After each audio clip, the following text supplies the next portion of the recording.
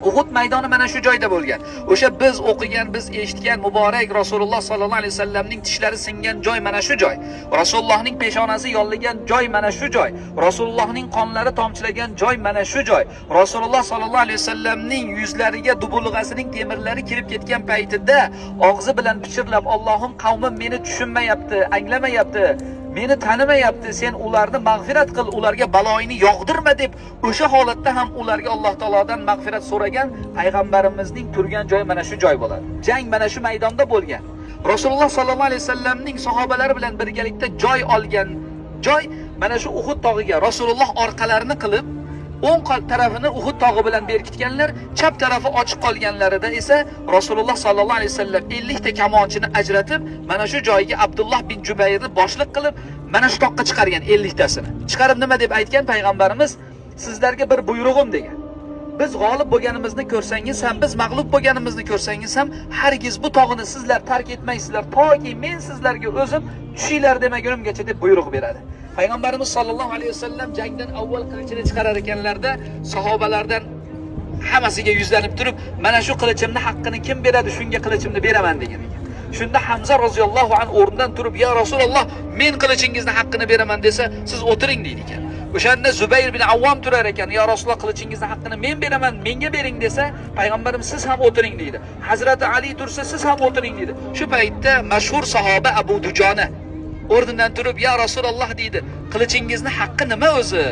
Qandoq qilsak qilichni haqqi ado etilgan bo'ladi" desa, dushmanning bo'yniga urib, bo'ynini uzib, qilichni uchib, bukilib ketgungacha kurashlik deydi ekan. Bukib yuborishingiz kerak deydi ekan. Dushmanga qarshi kurashda qilichni bukib yuborishingiz kerak.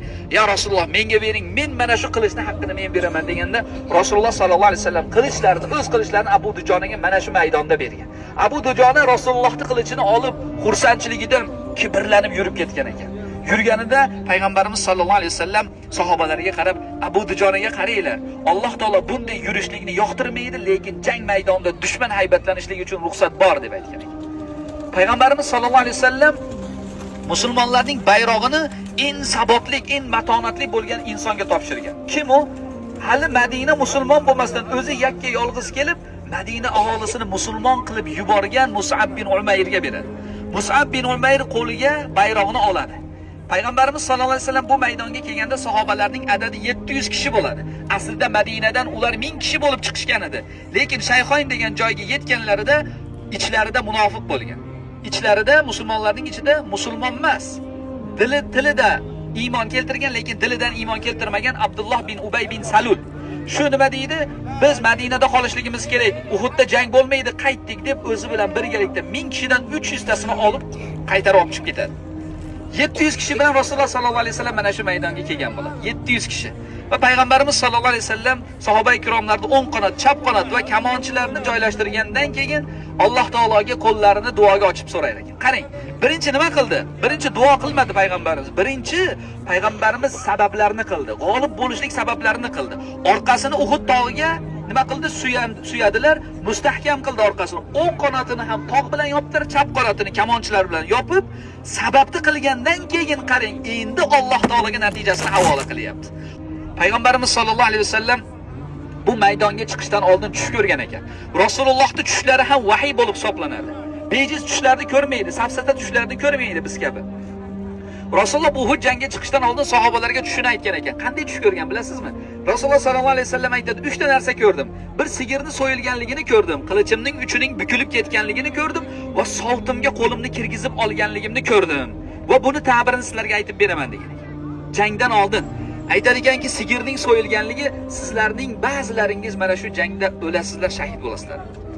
Qilichimning uchining bukilib ketganligi o'zimning jonimdan, qonimdan bo'lgan eng aziz yaqin qarindoshim mana shu jangda halok bo'ladi degan ekan. Shahid bo'ladi degan ekan. Va qo'limni sovtimning ichiga solib olganligimni esa ta'biri Madinada qolaylik himoyalanib degani deydi ekan.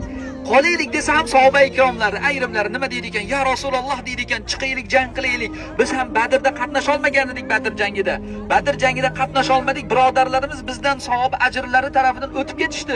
Bizlar ham shu ajrlarga nasibador bo'lishligi uchun orzudamiz. Mana shu narsani Alloh taolodan so'rayapmiz. Chiqib jang qilaylik. Vaholanki agar Madinada qoladigan bo'lsak, ular Madinaga hujum qiladigan bo'lsa, yosh bolalar va ayollar zarar ko'radi" deydi ekan.